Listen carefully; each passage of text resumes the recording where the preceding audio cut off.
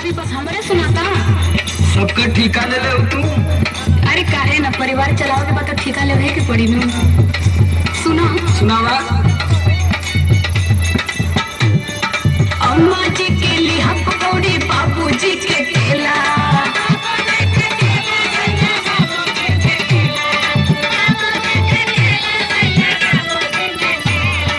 देवर जी के छेना बर्फी, नंदो जी के पेड़ा। अरे तो सबका ठिका हमारे ले लेगा। जाके हटके से विक्की यादव से पूछा। जमुआ पचौले रही हा भीड़िया के रेलावा में, भीड़िया के रेलावा में। गुरही जले बिया बिचार पिया मेलावा में।